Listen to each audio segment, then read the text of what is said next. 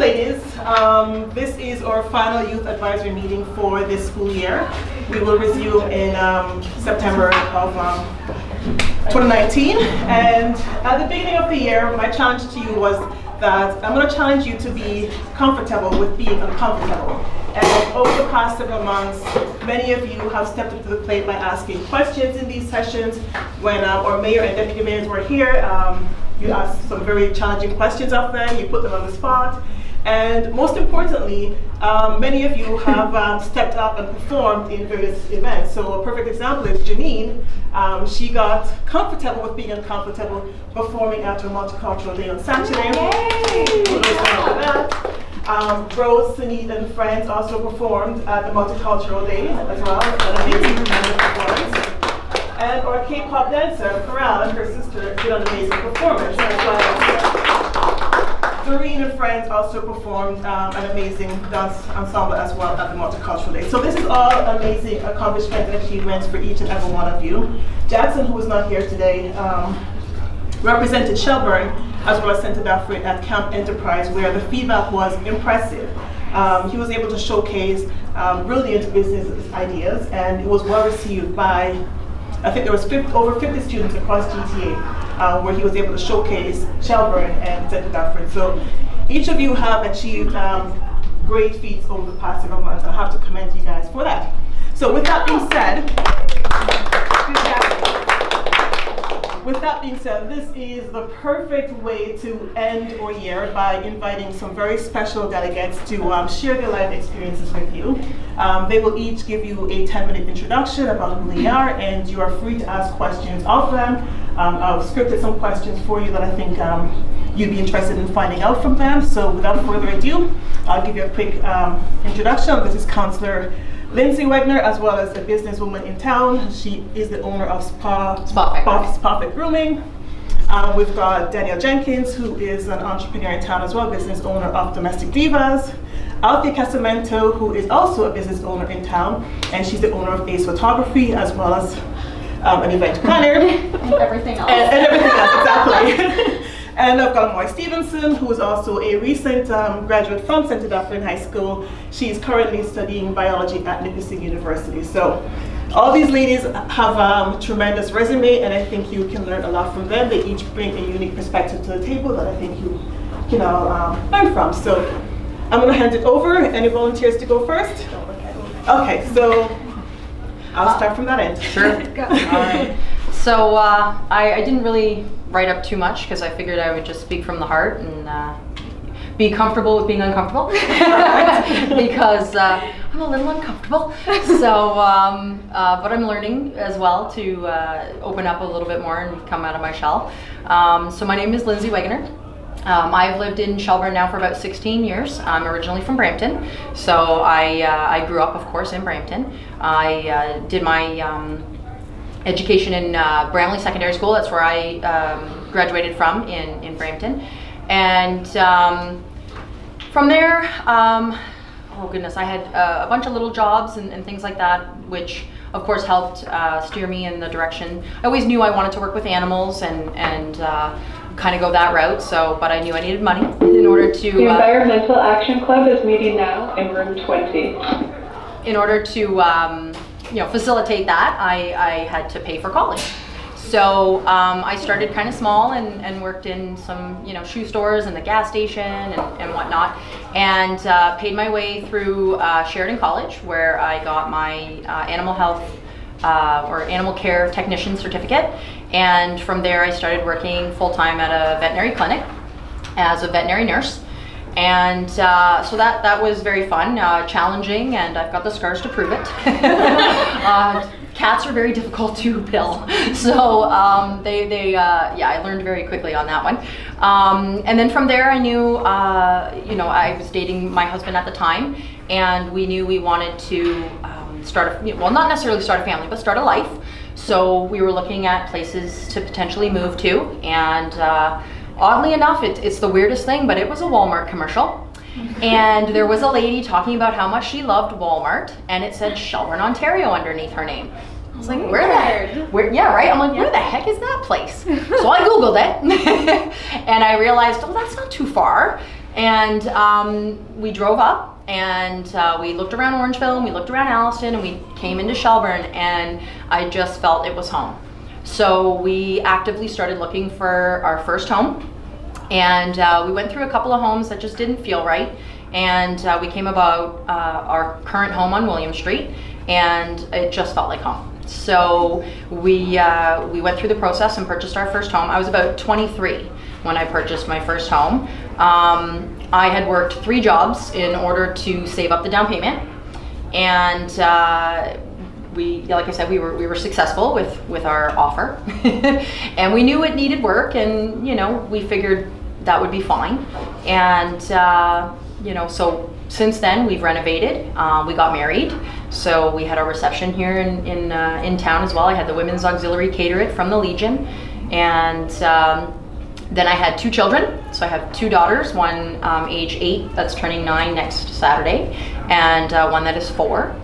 And from there, I did work at the vet clinic here in town, and before I had children, I decided, what can I do from home that allows me to stay at home with my children? And my husband said to me, well, why not try starting a business? I said, okay, but what? What can I start? And he said, well, you groom at the clinic, and you groom for family, and you groom our dogs. Why not try to start grooming? I said, okay, I can give it a shot. And so I made up a business name, which I thought was kind of cute and catchy. And Facebook was in its early stages at that point, believe it or not. So I was able to create a page. And there wasn't very many users on it yet, because it was 11 years ago now. And so I started... Scott, please report to the cafeteria. I started to groom when I can. I worked at a vet clinic, and then I would groom when I wasn't at the clinic. And I made up flyers. And the days that I wasn't at the clinic and the days I wasn't grooming, I was walking around this town, and I was putting flyers in every single door I could potentially put a flyer in. And that helped, because I slowly started to get the phone calls. Hey, I got your flyer in my door. You do dogs? You do grooming? Cool, how much? When can I get my dog in? And then from there, it just slowly, then it was the phone calls. It wasn't that they got my flyer. It was Francine down the street told me to call you because her dog looks phenomenal, right? So then it was word of mouth that really started to build the business. And I'm glad it was good, word of mouth, because we all know bad word of mouth can wreck a business as well. And then from there, I slowly started to meet more people in the town, which allowed me to then, some of the issues that I maybe had with the town, like why doesn't the fall fair have this, or what's going on here? Then all of a sudden I realized, oh, Mr. Peterson, I groom your dog, and you're the president of the fall fair. Cool. So can I help out? Can I, how come we don't have this, and how can we make it better? So then through my business, I was able to meet more people, and then through those people, I was able to start volunteering. So from there, my goodness, I'm still on the Fall Fair board. I was the home craft president for 3 years while I was pregnant, and so it was funny because 4 years ago, I was walking around the fair out to here, and everyone was joking, saying, Lindsay, don't calf, okay? You can't calf at the fair. And my daughter was born 10 days later. So it was, challenging, but you do it. You get through it when, you're relied on or you're counted on to produce an event. So from there, again, I'm currently still on the Fall Fair board. I joined the Street Festival, and I started helping out with the Street Festival committee, and from there I started to run the Soapbox Derby for the kids. That got me into knowing the owner of the Junior Schooners, or the president of the Junior Schooners, which is a minor baseball league here in town, and then he decided he didn't want to do it anymore. So in order for it to continue, I had to take it over. So I currently run that as well. I'm on the Festival for Canada Day as well, so to help run Canada Day. And I'm a brownie leader, so we meet Wednesday nights with the 7 and 8 year old girls. I just actually came back from brownie camp, so we were at Makua for 2 nights there, and it's all about empowering. So that was wonderful as well. And then I got elected to be a councillor last year, so I decided why not run, right? My main reason was because they were going to try to sell Fiddle Park, and the way that they were sort of doing that was a little backdoored to me. It seemed a little shady, and I wanted to make sure that that didn't happen again, because I feel like if Brampton had a sold Chinguacousy Park and put houses on it, there'd be no heart in Brampton, and I mean everything is run out of Chinguacousy Park. And I feel like as we grow, Fiddle Park will become our heart too. So I didn't want it sold. So I said, that's it, I'm running. And I don't know if it was through all my volunteering and my knowledge of people and meeting people that I got elected, but I was privileged to. And so now I'm currently trying to serve you guys as best I can. Wonderful.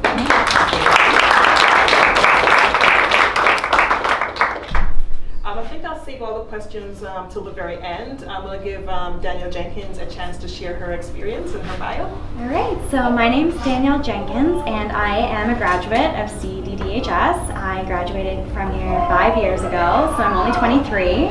And I am currently a business owner in the Dufferin County area. I have a commercial, residential, and new development cleaning company.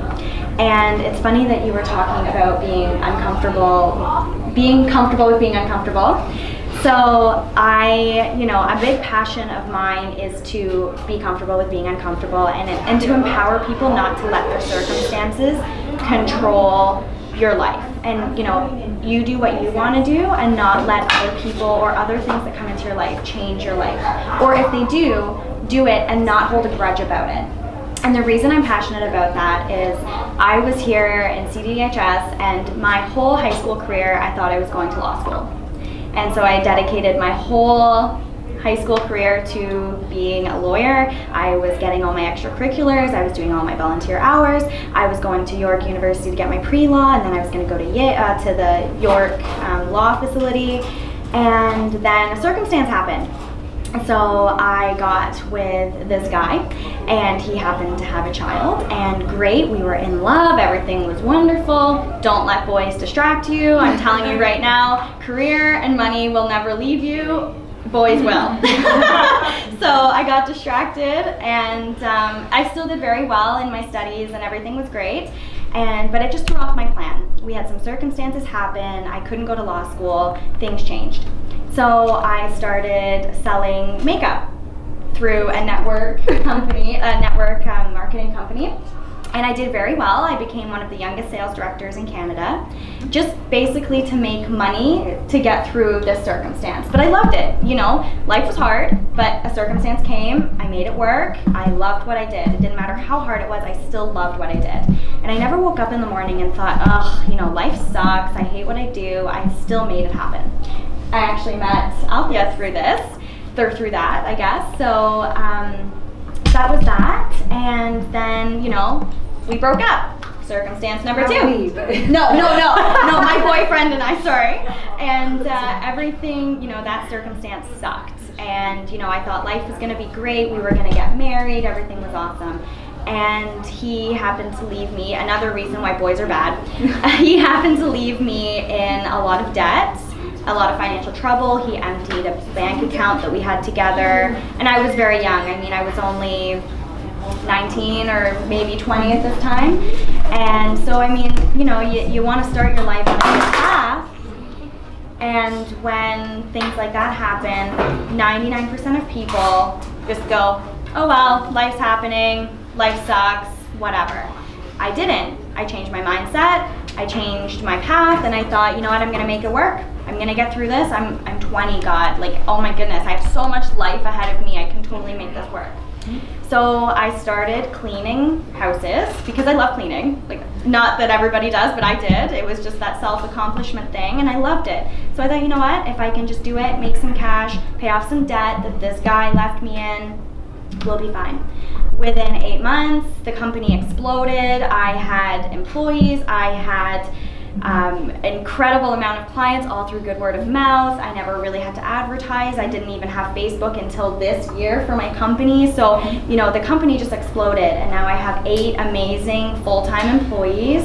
I have 3 major areas that we serve, And I don't do Mary Kay, the makeup company that I sold, anymore.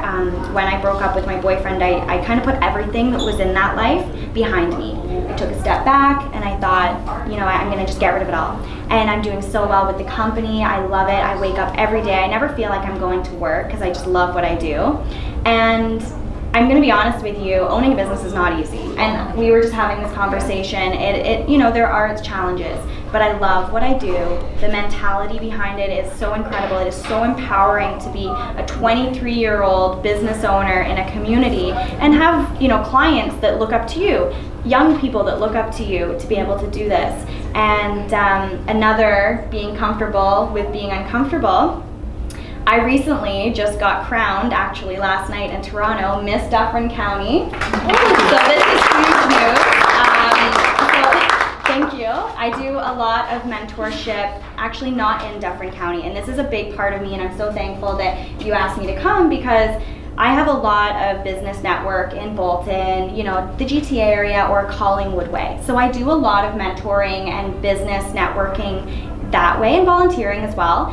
And I thought, I'm in Dufferin County. I've lived here for 16 years. You know, my family moved here. I've been here. I grew up here. Why am I not doing something for the community here? And it just never seemed as if people wanted to do anything in Dufferin County until we have amazing people like you guys that wanted help, and yourself. And you guys too. You guys are amazing young leaders. I can see it already. And so, you know, I got asked to join Miss World. And all of you may think, well, that's a beauty pageant. It is a beauty pageant. I'm 4'11", so I'm not a model. And when I did some research on Miss World, their main purpose and morale was children empowerment or young empowerment. And to me, that's special because I grew up broken family. I moved from England when I was 8 years old. We moved to Shelburne, or Honeywood, but I went to school in Shelburne, the smallest town you can ever imagine. What kind of opportunity is here? You know, there's nothing for me. I'm gonna end up going to work at KTH and life's gonna just be whatever, right? So I totally feel for the young people in our community because I get that mentality, but you just have to be strong enough to get out of it. So when I heard of Miss World's purpose of children empowerment and young leaders and stuff like that, I thought, I can do this. And I already do so much that they're asking for and that they want, so I'm gonna do it. So I got everything on Thursday, like literally like 4 days ago. Oh gosh. Friday night, I flew to Brampton to the mall, bought a pageant dress, and I bought a new pair of shoes, and I went into this pageant not knowing a single soul, be very uncomfortable. I'm not a pageant queen. This is my face. I don't do makeup. I don't stress about that stuff. And I thought, I'm gonna rock it. I'm gonna do this. And I also have a company to run. So I mean, you know, my head was a little foggy the whole time. And so on Saturday morning, I went down and I met all of these incredible women, some that are literally models, pageant queens, very intimidating, and some of them never before. So we had a great mixture of women and we talked the whole time. It was so empowering for all of us to go, oh my goodness, have you done this before? No? Okay, we're not the only ones, right? So everybody's kind of connecting, and we did an interview, we practiced, lots of teamwork. You're walking in sync, you're trying to learn these steps, and I'm thinking, guys, I do not dance. I walk around, I clean houses, guys. I can't dance, but we did it. And last night was the big show, and I got on stage, and out of 24 of us, I was one of 4 that was crowned Miss Dufferin County, and now I'm future Miss Canada. So thank you. So again, being comfortable with being uncomfortable, because if somebody would have said to me 2 months ago, hey, you know, there's this thing coming up, do you want to do it? I would have been like, no, not interested, you know, it's not my thing. But I was kind of thrown into it, and I just did it, and I didn't stress about it. There were some girls there that were like, oh my goodness, like, what's my hair look like? You know, they were freaking out, and oh my god, like, do you guys have your speech ready? I didn't even have time to prepare a speech. I just went up there and talked about my passion for empowering the next generation of young leaders. Am I done? So that was where I was ending, but that was that. Right in time, thank you. And Althea? I'm Althea Casamento, owner of Ace Photography here in Shelburne.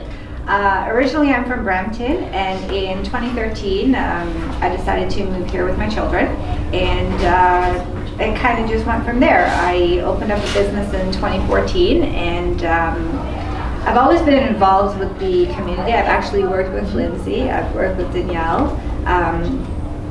I'm just someone who, if I can give, I'll give. If I can help, I'll help. I've come from a family where it was my sister, my mom, and my dad, and we weren't exactly rich. We did well, but my parents did well, but I was always in a supportive role. So my sister is younger than me. I was there as her support, and my cousins. On my mom's side, I'm the oldest, so I was always in that leadership role. So it's kind of just thrown at me. When I moved here, my kids are in Glenbrook right now. I started off being part of the parent council and helping from there, and it kind of just blossomed into participating on the fair board, participating in community events wherever I could, volunteering wherever I could. Today, I sit on the Dufferin County Choice Youth Shelter Board, the Dufferin County Physicians and Recruitment Board, the Shelburne EDC Board, just a few more boards that just don't come to mind right now, but wherever I can help, I try to help out as best as I can. It's always been a passion of mine to, as much as I succeed in life, I want to give back and make sure everybody else succeeds in life. I truly believe that if you're meant to be somewhere, you're meant to be somewhere. And you shouldn't be someone in life who puts others down. And if you can help to fulfill someone else's destiny, however way you can, whether it's to talk to them or point them in the right direction or whatever it is, I feel it's our duty as human beings to help each other.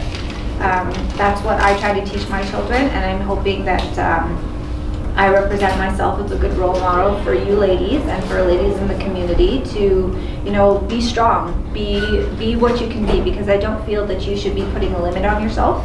And, the sky's your limit. You shouldn't box yourself in. You're young ladies, and no matter what age you are, you never know what you can do unless you try. And I think the one lesson that's throughout the years that I've learned is stand and be proud of your accomplishments and be proud of your setbacks. You may look at them as failures, but they're not failures, because every setback, it gives you an opportunity to be better. And I think as females, we tend to be sort of humble and highly critical of ourselves. And I really don't think we should be. We should definitely celebrate, even if it's the smallest accomplishments, because those are your achievements. You worked hard for that. It's a symbol of who you are, what you represent.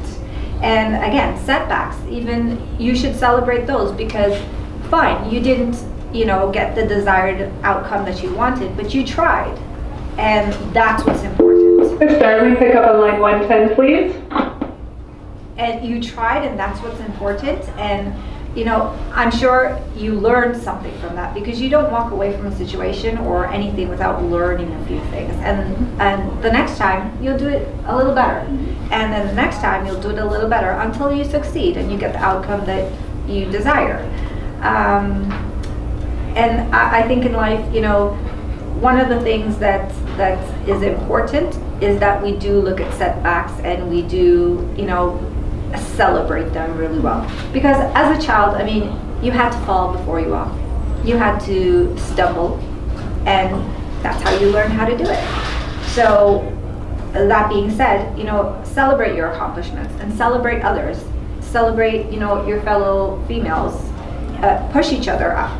Sometimes we tend to be in that rut where, oh, she got it and I didn't, or what it is, but I don't think you should focus on that. It makes you a stronger person to help someone else. It does. Excellent. And I'm hoping that you guys would take that away. And I know a lot of you here really worked hard, especially on the Multicultural Day, and put yourselves out there. And I'm really, really proud of you guys. I'd like to say that. And I have you I've met through that, and I'm proud of you ladies. So thank you for taking that initiative too and putting yourselves out there. Perfect. And finally, we have Amoy Stephenson. You can introduce yourself. Okay, so my name is Amoy. I graduated last year from Central Dufferin, and I'm not a very confident person in myself. As you can see, I didn't want to go first. But my whole life, I've been very uncomfortable with me being myself, seeing like on Instagram, on Snapchat, like what everyone perceives as awesome, beautiful. Everyone's getting their money, everyone's doing what they love, and I'm kind of just like, I'm in high school, I can't do this. My mom won't let me like go out, do whatever I want, start a Bitcoin business. I don't know how that even works. But like my mom, she's like, okay, well, I'm gonna put you in dance from a very young age. And at the very young age, I hated dancing. Like I never let my mom or my uncle or my dad watch me perform ever. Like till this day, they've never watched me perform live. They always get the CDs and they can watch it when they're home, when I'm not there, because I don't want them to see it. But then as I grew up, I started trying out for things, because starting at a young age, doing something that makes you uncomfortable kind of makes you okay with being uncomfortable, because you're so used to being uncomfortable. So trying out for new sports with somebody else, it's still uncomfortable, but you have like that safety net. It kind of got better. So I tried out for rugby, I tried out for soccer, I tried out for volleyball. I did swimming at one point. Like I did all those things just because like I started uncomfortable, but now, you know, working my way up, it got a little better. And then high school hit. High school was like the worst ever. Like you had your elementary school friends, everyone's like, oh yeah, we're all gonna go to the same high school together. No, like all my friends went to Edmond Campion, I went to St. Roch. That was two completely different. I'm not trying to make the travel all the way to Campion to see my friends to a different place, no. So first day of school, I'm like, Mom, no one's gonna like me. Mom, I'm not gonna be cool enough. Mom, like, I wanna go home. Mom's like, go to school. Where are you going? Just stay there. I'm not picking you up. So first day of school, I walked in. I sat in like the big lunch cafeteria, and I'm like, hi, how are you? Okay, wanna be friends? Okay, thanks. That's how I met my first ever friend, and it turned out me and her were both dance majors, and that was my friend for like the first like 2 years of high school. And then she found her friends, and then she left. But I was okay with that. I was okay with that, because like I was uncomfortable because I was by myself, but 2 years later, my friend group has grown because of her, and I'm thankful for that. But just because we were friends at the beginning does not mean we're gonna be friends 2 years later down the line. Doesn't mean we're gonna graduate together, and that's okay though, because like I learned something from her. Like just because like we had our differences, she learned from me, I learned from her, and that made me a better person. And then I moved from St. Roch to Central Dufferin. That was a big difference.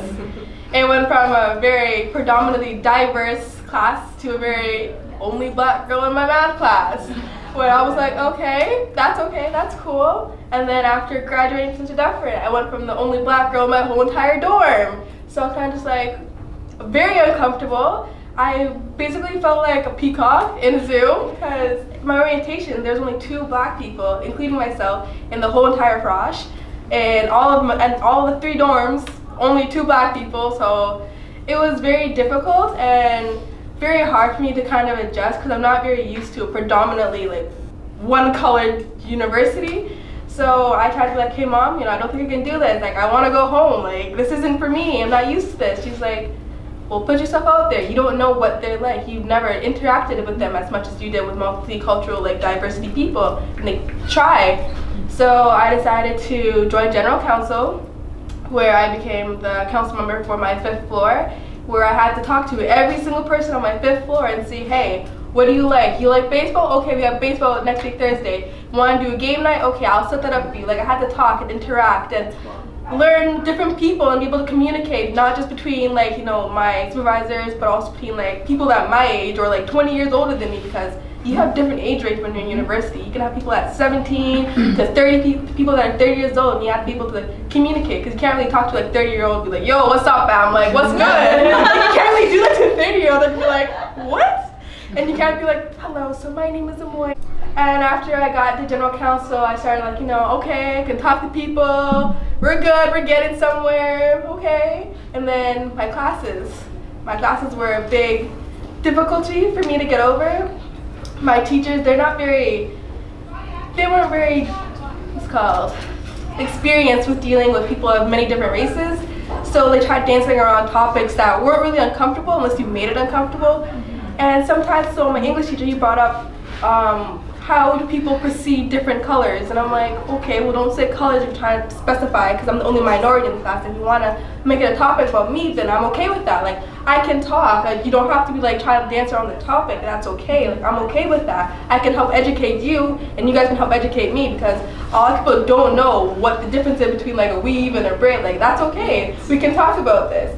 And through that, my teacher started understanding like I started understanding his point of view on like different races, and I understood his point of view on like what we try to perceive as. So it was a great learning expectations between me and my teacher, and I grew because of that, because not only do I have an open line between my teachers and how like people who are in like a professional business, like how they think, I also know people like are just started university and how they think. So I had like a broad spectrum of like, this is what old people think, this is what young people think. Mix it together, that's what everyone thinks. Okay, they're good.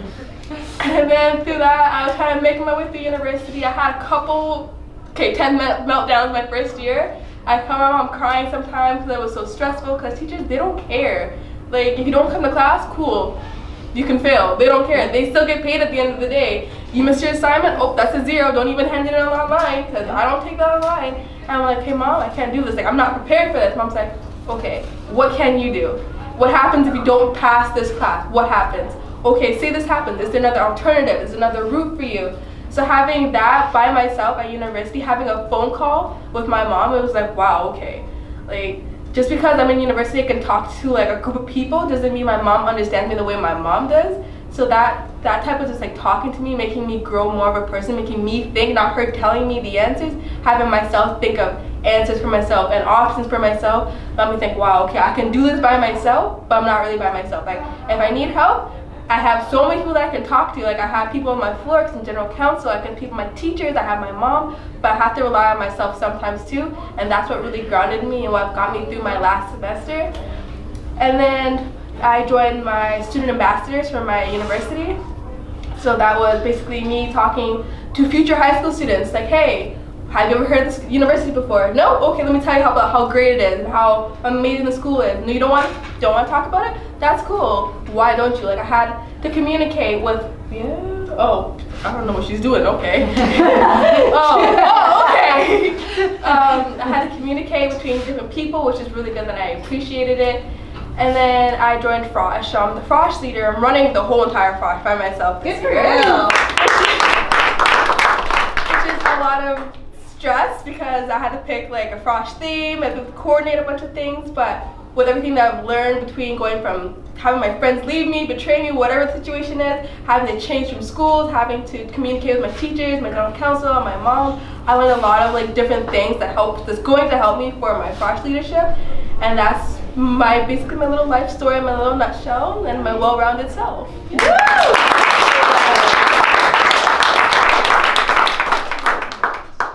Thank you, ladies, for sharing your amazing experiences with us.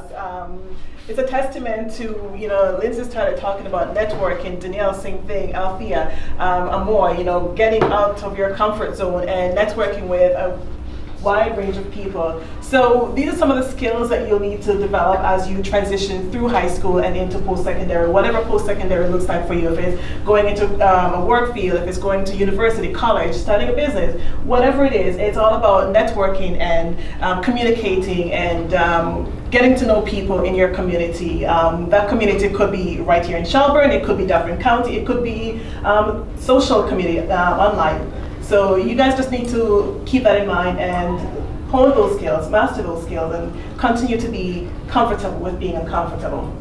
I know class starts again in a few minutes, but we do have a few minutes. I think your teacher will... I'll excuse you guys. So what time? Maybe another 5 or 10 minutes, just to give you guys a chance to ask some questions of So I'll send an email out that the Youth Action Committee will be late, and I'll say about 12:40. Is that good? Does that work for everyone? Does that work? Yeah. Okay, so you'll miss the first 10-15 of class. So please be with them making it for 12:40 back to class. I don't think you really have to twist her. Oh, yeah. It doesn't look like it. Perfect. So do you ladies have any questions for our panelists? Mainly for the 3 who started businesses and things like that. Especially in the first year, they say you experience net deficits. Did you guys go through that, and did you find a correlation to like your marketing and how that worked, and like how did you overcome it? Yeah, definitely. It wasn't so much that I had a deficit. It was just, I mean, of course, as a, you know, at that point I was a mom, so you're worried, oh my gosh, like how am I going to afford, you know, to pay my bills and to put food on the table, and you know, so it wasn't that it was you know, a deficit. I mean, like I said, I kept my other job, my full, well, it wasn't full time at that point, but it was 2 12-hour shifts at the veterinary clinic, in order to make sure that my comfort zone or my comfort level was okay. I was okay with dealing with the fact that I might not have a groom at all tomorrow. But then what I would do is I would take that opportunity to network, right? To get those flyers out, because if I just sat at home and thought, somebody will call, nobody's gonna call. I had to take that initiative. I had to have that drive to move forward and make sure that, you know, then following day somebody called. So it wasn't, you know, that I had a real deficit, because I did plan to continue to have some form of income. I was very frugal about, you know, my wants and my needs. And, you know, I'm a little bit better now with, if I want a pair of shoes, I can go get myself a pair of shoes.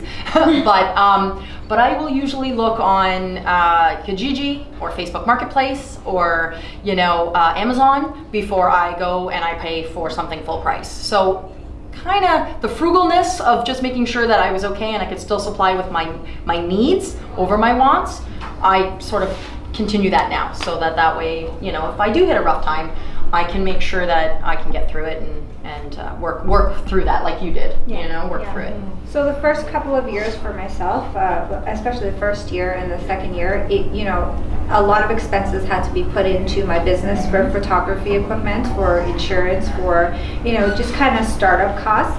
And typically with any business, I mean, you're not expecting a huge fortune within the first year, the second year, sometimes even the third year. And you're spending kind of a lot of money getting out there and advertising, networking, you know, building your brand, putting your name out there, and again, for equipment that you may need, like whatever it is that you need. So you kind of have to expect that being a small business owner or starting a business. And for myself, my business doesn't have a whole lot of overhead. So for me, I didn't have a family that I had to take care of. I didn't have a lot of expenses, but I knew my main goal was I wasn't starting my life with all of this debt, and I knew who I was and what I could do and my abilities. So I thought that's kind of my main goal. So at the time I was still living at home because I had no choice, but you know, I worked so hard. So whereas Lindsay, some of her money went towards feeding her children, some of her money went towards buying photography equipment. Mine was like all of my money paid off my debt. I paid $40,000 worth of debt off in 8 months. That's amazing. Wow. Which, I mean, luckily I was at home. I didn't have a home. But I also, after that was done, my next goal was I'm going to buy my house. And all of the money I made, I paid for my car insurance, whatever. But the rest of my money I put into my house and I bought a home. And so, you know, I've seen so many people that think, oh, I can start a business, I'm gonna get a $10,000 check next week. Does not happen. No. Don't ever think that's going to happen. You know, people think business owners have it so easy. They don't. No. And financially they don't. And it does take a lot of time and willpower and mental power to think, if I keep doing this and keep doing this and keep doing this, then I will get the rewards. But you're not going to get the rewards right away, and not financially. I mean, everything else, there's yes. different rewards that you feel. Yeah. Accomplishments. You know, exactly. I had a friend that sense of pride. She wanted to start a business, and she did, and within 4 months she gave up because she wasn't making the money. She wasn't making $100,000 right away.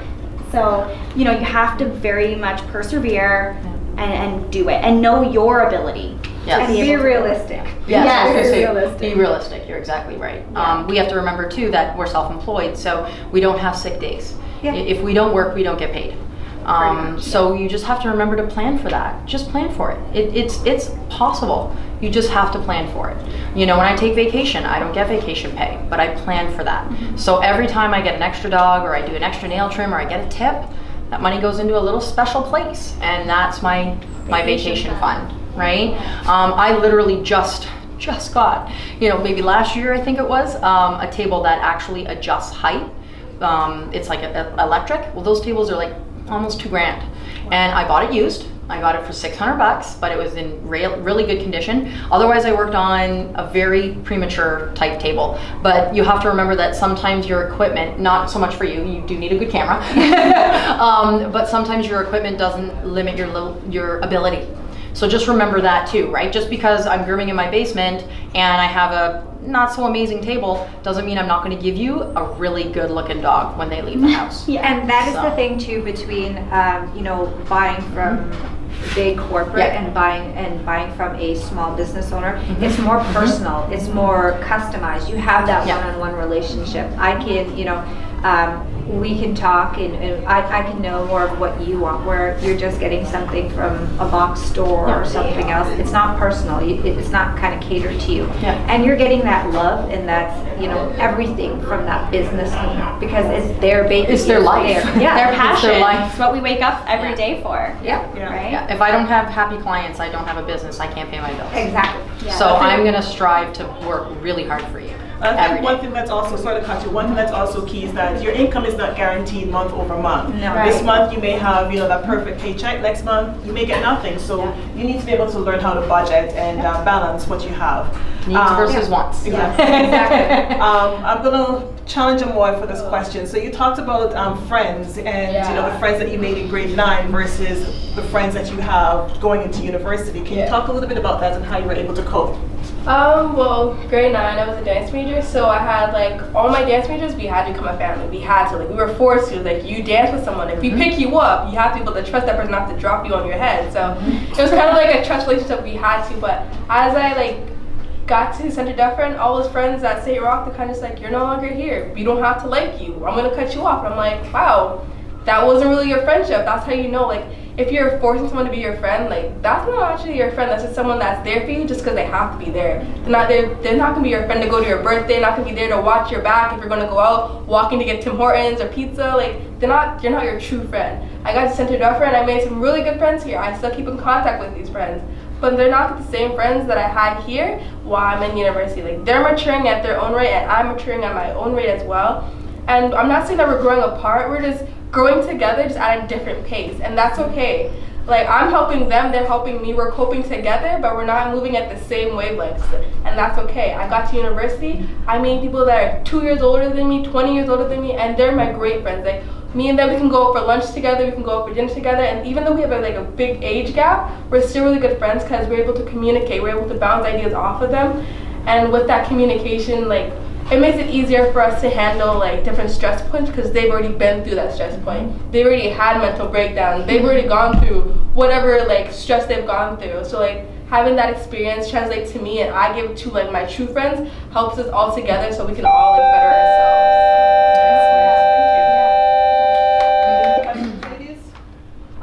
You guys all have your own businesses and you guys are all women. So in the workplace and putting yourself out there, did anyone ever Put us down. put you down, female? Depict you because Many you guys are many females? times. Yeah, so, do you mind if I? Yeah, okay. Sorry, I knew you were going to talk about it. So, for me, being young, being female, and dealing with very dominant males that are other races, vice versa, like what you were talking about, very hard, originally very intimidating, very uncomfortable, but I did it. I rocked it, and I am a big believer of whatever is meant to be will be. Yeah. And for me, when I went in there and in my head, I knew I was going to rock it, but in the back of my head, I thought, you know what, if I'm not going to get this contract, if I'm not going to do this, it's their loss. There's another one coming.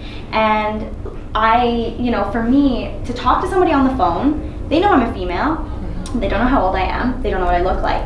So I've heard multiple times, it is all about how you portray yourself. Yes. Because they all, when I meet them in person, they go, you were who I was talking to on the phone. Yeah. That little 4'11" cute little girl there. Yeah. And they think I'm a powerhouse when I'm on the phone with them and I'm talking, you know, the money, and I'm talking the contracts, and I'm talking to this 50-year-old big Italian man, and you know, he's a millionaire. Like, that's even scarier, right? So when you're dealing with people like that, it is intimidating, and being a female, it is. But don't let it stop you. In your head, you might be having a meltdown. You might be going, oh my god, oh my god, oh my god. But don't let it. Just be you, and if they like you, or not if they like you, but I mean, if they want you, if you know, business-wise or life-wise, it'll happen. And the thing is, I mean, I encounter that all the time, and my background is in human resources. So being in human resources and being, especially a female, it's tough. You know, like her, I'm not really big, I'm petite, and they see you and they think, okay, you could be a pushover, you could do this, you could do that. No, I'm not a pushover, and in fact I am strong enough, and I don't need you to dictate who I am. I'm a female, I'm strong, and I know I can do it. Absolutely. I don't let people set limits for me, ever. So one key message that key message that I'm hearing is be brave and step into those uncomfortable situations. That's how you grow. As a counselor, that's exactly what I'm sort of dealing with currently. Is you know, if Linda hadn't have been voted on as well by 3 votes, it would have been, you know, Mr. Len, who works here. I can't say his last name. I can never say his last name. Right. There we go.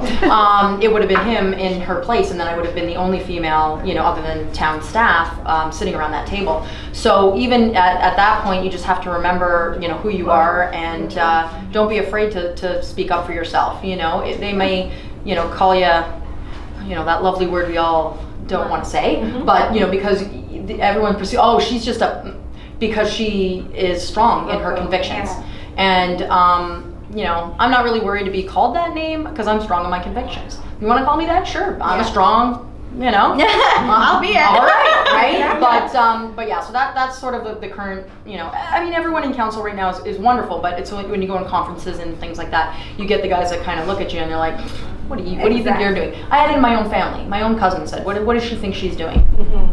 Sorry, back to Althea's point when she was saying about standing up and being that person, you know, if you open your own business, or even not, you know, just in a regular career, don't be afraid to lose clients, lose friends. Yes. It took me a long time to learn that. Right, and like even for myself, being small, people think they can push you over. This happened to me last week. I had a gentleman call me, hey, we need your services, let's hook up, like let's connect. So we met, he was super great, super awesome guy, thought, you know what, this is a great client. And I thought, okay, we're gonna get back to you, my crew's gonna, you know, deal with you, this is when we're gonna do it, whatever. So I sent him an email. Everything was great, so then he texted me, and I thought this client was great. I was super happy with him, and he texted me and said, you know, email looks great, can we change the dates? And I said, unfortunately not. We're fully booked up until this time. We cannot get you in before then. I'm very sorry. He had to wait 8 days, like come on, like not that big of a deal. And I was very straight up with him at first, and then he wrote back and said, what about Sunday? And I said, usually yes, being a business owner, you work whenever you can, but I knew I had other commitments, and I said, unfortunately, I'm sorry, we will see you on May 8th. He wrote back and said, but we are the most special clients you'll ever have. And I'm thinking, I don't want to work with you, because you're going to try and push me over. You think you're better than everybody else. So it took me a while to think about how I'm going to handle this, because do I just go, you know what I mean? Or like, how do I do it in a professional way? And I just wrote back, and so are all of my other clients. Thank you. I don't think that this business relationship is right for me. Yeah. And the thing is, I'd rather stand my ground and go home at night and know that I did the best that I could than, you know, fall into someone's perception of me, or someone's what they think, where they think I should be, or what they think I should be doing. Because no, I'm not going to do that. Right. Perfect. Amoy, did you experience any of that in university, where I know you took stats in one of your class? Was that predominantly male-oriented class, and how did you feel? So I took statistics in my first semester. There was only 4 girls in my statistics class, and my statistics teacher didn't speak English as a first language. She spoke Polish. So us having to communicate with the teacher was kind of hard, because he had like a translator at the side of the class, and he always be like, what does this word mean in like Polish? Like, okay, this equals this. We're like, okay. But if we want to have like an actual like face-to-face communication, like he wouldn't be able to understand us, and it was kind of hard to communicate. And sometimes like he'll give you the look like, are you sure you're getting it? Are you sure you're smart enough to be in this class? Like we all know that look. The teacher's like, like, didn't you just ask this question? And you're just like, no, I don't understand. I need you to like communicate with me. And he's just like, go ask someone else in the class. And I'm like, okay, but if no one else can understand the actual question that you're proposing to us, then what are we not understanding, or what are you not being able to communicate to us? Like there must be like a disconnect. And so me and some of my classmates, the other 3 girls in the class, we all decided to get together. We all booked a meeting with the teacher, with the communicator, also in like the same room, and we're just like, hey, either we need to get a new teacher or we need to have like a tutor for the class, because no one understands what you're teaching because you speak Polish half the time. So we had the dean come in too, and we all talked together and to find like a common ground that we can all understand the teacher, and we ended up getting a TA, a teacher's assistant. And on Sundays, she would like, even like the weekdays we had her, and even on the Saturdays and Sundays that we still had help, she would come in on the weekends on her own free time, doesn't get paid, doesn't have to come in, doesn't even have to email us on the weekends. She'll come in on the weekends, come to the school, and stay with us for 3 hours and actually do the lesson, the whole entire 3-hour lesson with us, because this class is from like 9 to like whatever, 12 p.m. just for the class. And speaking Polish at 9 o'clock, I'm not gonna understand anything. So on Sunday, if I had to wake myself up with the crack of dawn, I woke up, went to school on a Sunday in the afternoon, and I'm like, okay, I'm here. She taught the whole lesson again, and I was able to pass the class with like a 76. So I'm like, you know what? Good for you. I'm okay with that. 76. She just did speak most of the English. So I'm like, I'll take it. It's okay. And so I think the teacher was kind of just like, he was having a rough time too, but he was kind of just like, you know what? I give up halfway through it, and that's what kind of like maybe just like, you know what? If he's not gonna listen to me, maybe he'll listen to another 3 other girls. Maybe he'll listen to a translator. Maybe he'll listen to the dean. So like, I kind of had to like get all my resources together in one room and be like, hey, this is what we're proposing, and if you don't like it, then here's the dean. There you go. And if you wouldn't have done that, then I there would would've be no failed. solution, and I you would have would've failed, failed. yeah. So you took the initiative to make that happen, Yeah. which is a leader. Exactly. Which is wonderful. And Yeah. you celebrated your small accomplishment, Yeah. which is a big accomplishment. I at just the slept end. in. I can't wait to sleep in. I'm like, I'm done. I don't need this anymore. Do we have any other questions from the class? I was just wondering, like, how did you guys know exactly like what you wanted to do? Like, sometimes it's hard to like figure out like what you want to do when you're older, and like it's like hard to like continue to like think about it again and again. So like, how did you guys know like that was a job for you? Okay. So, as you can tell, I'm Tanner. I knew in high school I wanted to be in management. Specifically what in management, I didn't know. I fast-tracked because I was really ambitious. And then getting into last year of high school, I kind of moved towards HR. Getting into college, I moved towards HR. I had my first job as an assistant while I was in school, moving up to an HR generalist. Then in 2010, I got pregnant with my son. After that, I had to stay home with my kids. So my career took a different turn because I thought at 30, I'd be an HR director. At 30, I was changing diapers. And that's when I started I had my hobby as photography.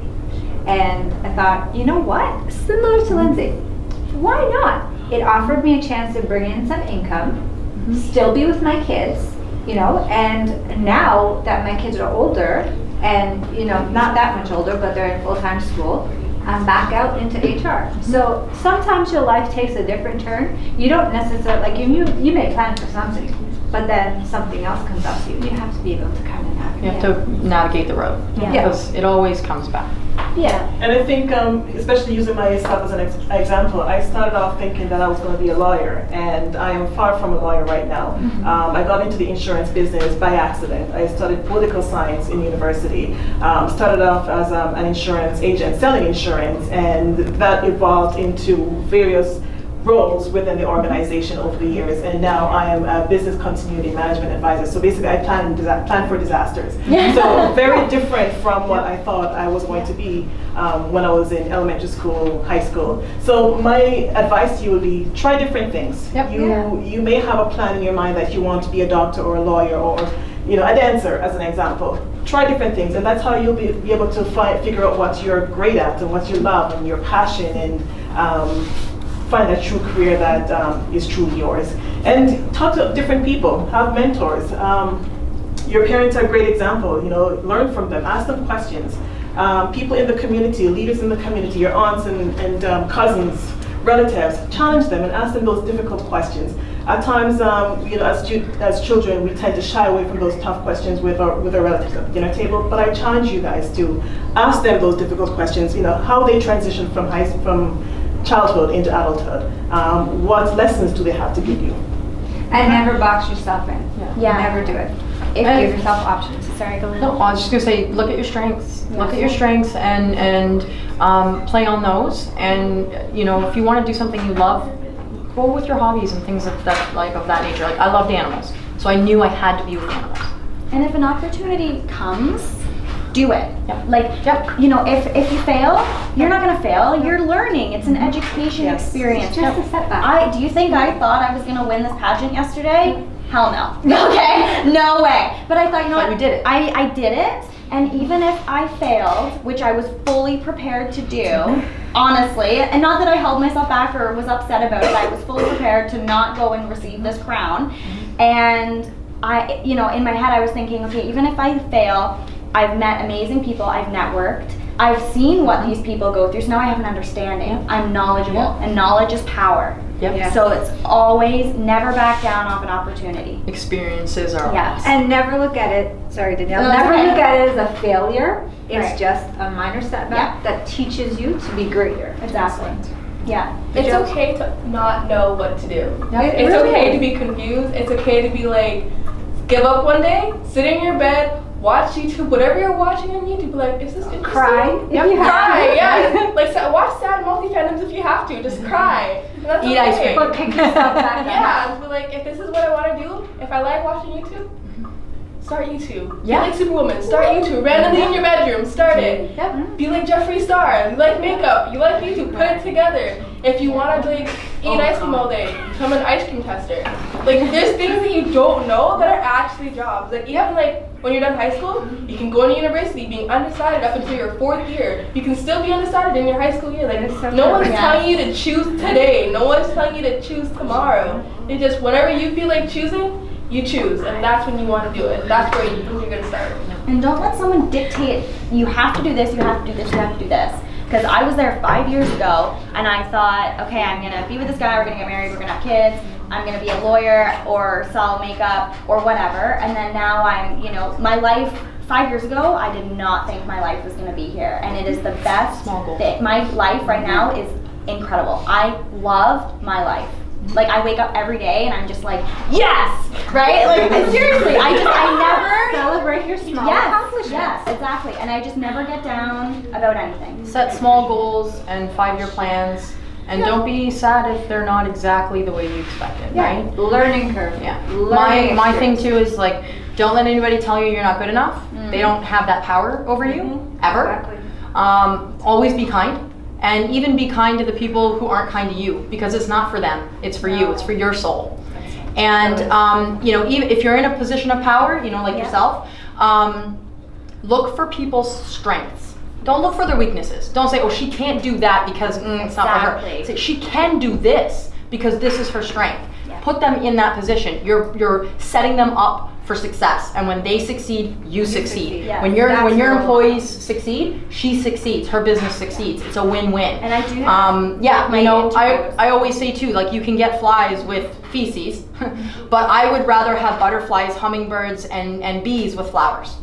So be kind and look for that. Respect is to be earned with love, not fear. Yes. You'll have an employee that works a lot harder for you out of love and respect out of that way than out of fear. I treat my, I was just gonna say, I treat my employees like they have this vision. This company would not be succeeding, so thank you. And they work their tails off because they know, I don't walk around and go, oh, I'm your boss, do this, do this. I don't. They know I work triple harder than they do. I'm up 20 hours out of the day working on the company. You know, if they need a day off, okay girl, do you, right? Like I work harder than they do, and that's why they respect me. So always respect people. Never think you're above them. Always lift everybody up. Yep. Excellent. Thank you, ladies, for sharing your experiences with us. Can I have a final group picture with everyone before you leave? Please and thank you.